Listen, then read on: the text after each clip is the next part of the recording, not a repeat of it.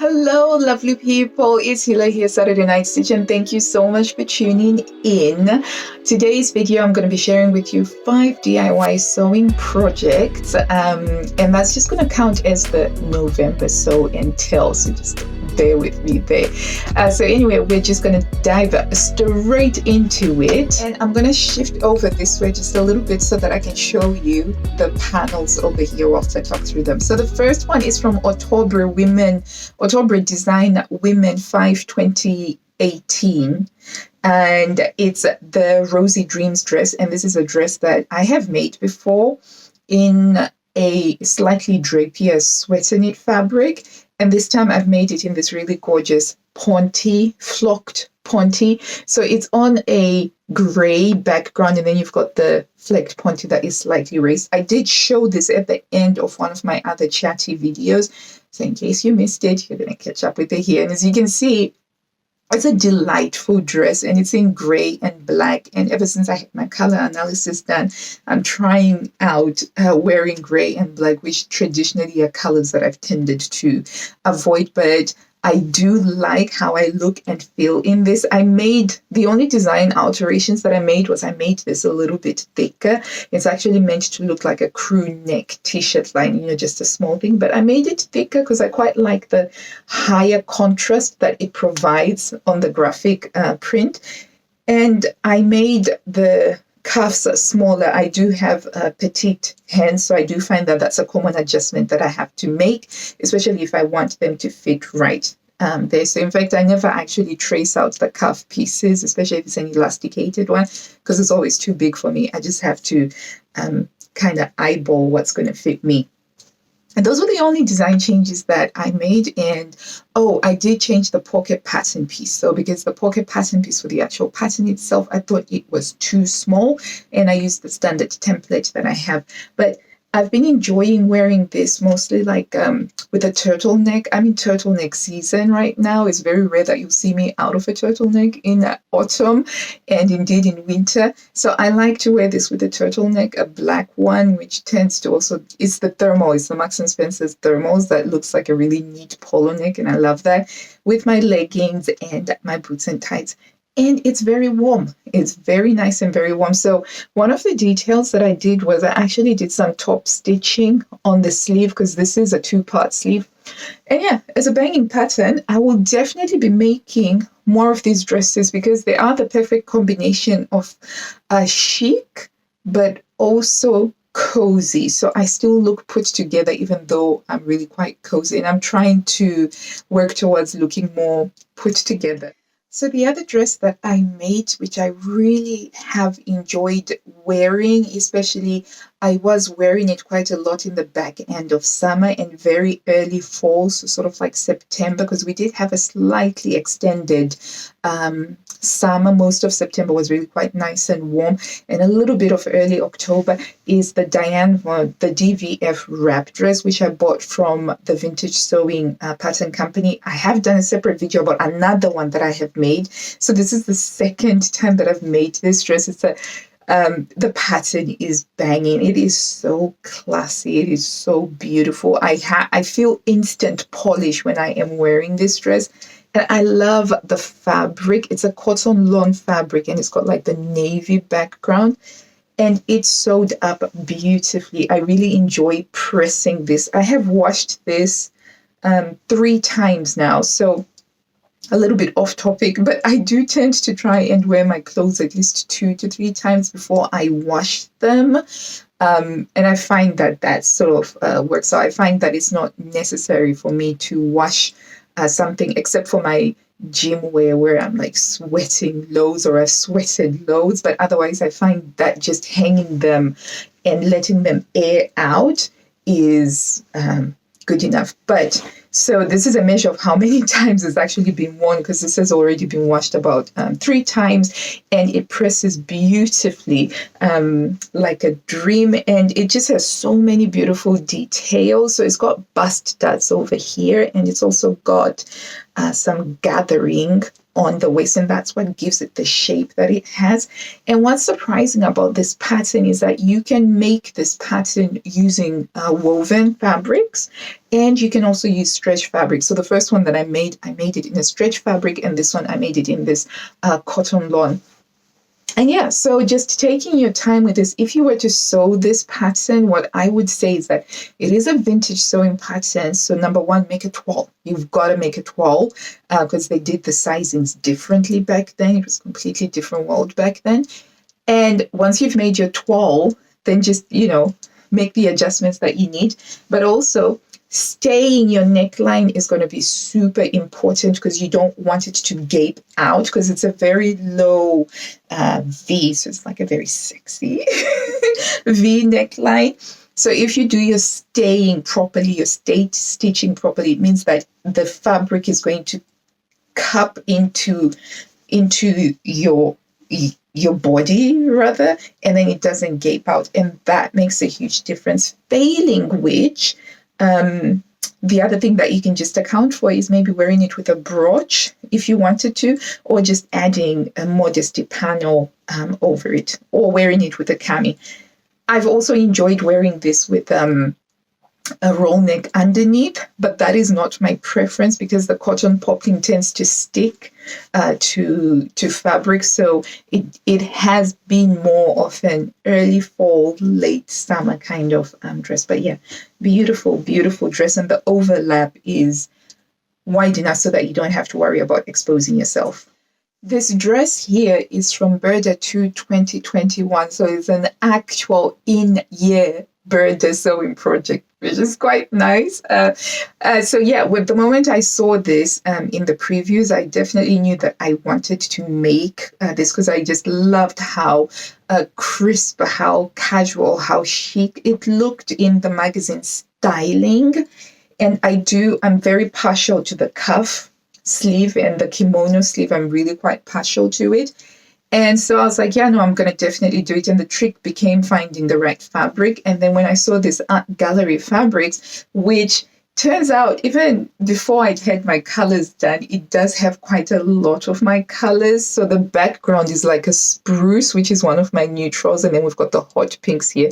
The orange is not so much, but it's okay. I love this. I absolutely love this. And I think it really works well, especially when I wear my teal earrings and with the lipstick that picks out the pinks. Very, very, I feel very elegant in this, and I feel like when I'm wearing this, I just hold myself a certain way.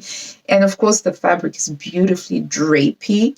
Now, in terms of sewing this up, it was a little bit of a challenge because it's got this really sort of tricky extended bit, and it's one of those dresses that you can only wear it in the way that it was designed to be worn, and that is with tying the belt around. There is no two ways around it. Otherwise, you just walk around having these dangly, things dragging in front of you, and it just doesn't work. And I think that it is a beautiful, gorgeous design. I added pockets to it because pockets are everything. So just simple inseam pockets, so worth it. They don't ruin this particular design line. And let me tell you, this pattern has been very popular on the Burda Russia photo forum.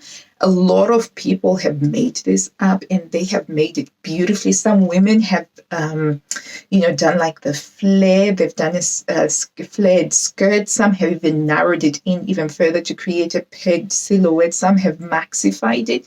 So many beautiful designs because it is so easy to sew up once you get your head around this icky bit. Once you get your head around that, it actually comes together super quickly. And finished the neckline with a bias binding, with the satin bias binding. Absolutely gorgeous. I do plan on making this one again, but in a cotton and steel geometric fabric, so it's going to be crisper. So this one gives you the drapey, fluid, easygoing feel. The other one, I'm making it in a cotton poplin, and it's going to be stiffer, so you're really going to get the structural look and feel to it. So it's going to be more bold and less easygoing. So it's going to be quite interesting, but I do plan on recording a tutorial for that because of that front thing here. And just to mention that with Burda, I do sew my usual Burda size 38, and that's what I fit in with my bust, waist, and hip measurements. And they fit me without any alterations. Okay, moving on, we've got McCalls M6886. And again, this is another TNT pattern. So this is the third item that's actually sort of like not a first make. So I think that this one is number 5 now. This is a pattern that I love. It's a very simple dress, sweater dress. So I tend to use it when I want the fabric to shine, when it's all about the fabric. And this particular Dashwood Studios knit jersey fabric is no exception. I fell in love, obviously, because of all of the teals and the pinks against the black. It's just such a popping fabric, and I just loved it. And it's so animated and so exciting. And I think, yeah, I loved it. And I did nearly get very precious about this, because I was like, oh, it could be this, oh, it could be that, oh, it could be that, it could be that. But then I decided to go with my TNT, and the only alteration that I made was to just give it like a roll neck, just like that. And I made it a short sleeve, and I love it. It comes together so quickly, like most knit dress patterns do. And it's very chic. It's very sophisticated. And I'll show you there how I also like to wear it. I've got this teal scarf that I just wrap around. And then I've got my navy jacket with my boots. And I just feel, put together. And I feel like, yes, I can face the world now when I'm in this. But yeah, lovely. And I love the fabric. This has been washed twice now. So it's done really, really well. So as you can see, there. You see that? Oh, the sun is coming out. It's a little bit watery, but at least it is coming out. Okay, and then finally we've got this really epically amazing, quite possibly the second most complicated dress that I've had to sew up this year. And it's this, actually it is. Yeah, I think it's this year. I don't know, but it's from Burda 2014, and it's a dindle, more like a contemporary dindle dress. And whoa, yeah, I had so much fun making this. I did record a tutorial, and I'm trying to put it together and make it less than 1 hour, which is a feat, I can tell you that.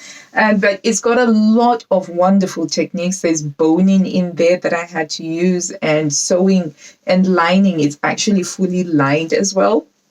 And we've got a side zipper, an invisible zipper there. I added pockets because, hello, pockets are everything. And it wouldn't interfere with the design line, because that's my philosophy with the pockets, right? Generally, I will put on pockets on anything that isn't going to interfere with the design line. But I'm not going to add pockets to say, like, I'm wearing these trousers today. If I put pockets in there, these are tight trousers, everything is just going to be showing up with an outline. So I'm not going to use the pockets in that case. So yeah, we have this dress, and this is such a gorgeous fabric. It's like, it's an embroidered denim, and the embroidery runs down the selvage. And I basically wanted to use this as a feature. So in my head, I was pretending that I'm like a dryad. Dryad in the forest, like one of those fairies, and flowers grow, at my feet, and then flowers grow from my waist. So that's kind of the idea behind that. I do feel very, very much like a princess when I am wearing this, and I have worn this out to the theater. I've worn this when I've been going into town, and just feeling so extra and so elegant. So it is fully lined. So for the bodice lining, I used the fabric itself, the bits that don't have the embroidery. And then I used my Bernberg, always have to think about how to pronounce that, my Bernberg lining on the dindle skirt over here. And as you can see, it's over there. And if we open you up, so the waist is attached at certain points, not fully attached. And I did this because in couture sewing, you always do things to be able to access in case you need to change the size of it. And so I was like, you know what, I'm gonna try and do that. But I did boning, so the boning was done on the lining itself. But as I said, I do have the tutorial and all the bits added together, kind of like an hour and a half. So I'm just trying to figure out. But I had so much fun sewing this up, and it just came together so beautifully. I challenged myself. My brain was just zinging. And so there's a lot of love for this because of that. And I also added little extras like, you know, the dress hangy things, and obviously added my label. So I do really, really love this dress so much. When I was wearing it in summer, I got so many compliments. People say, oh, that's a pretty frock. And you could see some people struggling to call it a dress or whatever. And I'll be like, oh, thank you. I did have some people ask me if I was in a theatrical production, a play or something. And I said, no, that's just me. And I had my hair in braids. So I was trying to really emulate that dindle look. And it felt really good. And I loved it. And I do love it. And I plan on making at least a couple more in different colors. It's a fun thing to wear. It's nice and special. The only thing that I need to figure out now for that dress is I want to have a jacket for it. Because on one of the nights that we went to the theater to watch an Edith Piaf production, it was a little bit chilly, and I ended up having to use a shawl that wasn't matching. So I was like, oh, I need to have a jacket for it that matches it. So in the same issue, they've got a jacket. There's a particular name for it. I can't remember. I think it's called a tranchet or something like that. But it's a really cute cropped style jacket that you'd wear with that. So I was thinking that I should make one to go with that particular dress there. And I can add volume to the skirt by obviously wearing it with the petticoat, the organza petticoat. And I have done that once, and it's just been magical, just swaying around and all that. It's certainly a lovely, lovely look. And my girls were seeing it, and they were like, Mommy, can we please have one of our own? I was like, I will make you one. So that's going to be fun. But yeah, so these are some of the things that I have made, and I've just shared them with you. And thank you so much if you've stayed right up until the end. My voice is already a little bit hoarse. Just give me a moment. Just going to soothe the old vocal cords. And this is my happy sewing mug, which is available in my merch shop. And this is like the spring version because it's got the spring florals, and it's printed on both sides. You're gonna see my lipstick there. But yeah, that's one way of supporting the channel. Do check out the merch shop. Also hit the subscribe button, hit the like button, and also do let me know if you've sewn with any one of these patterns or fabrics before. And until I see you next time, lovely people, happy sewing. Bye.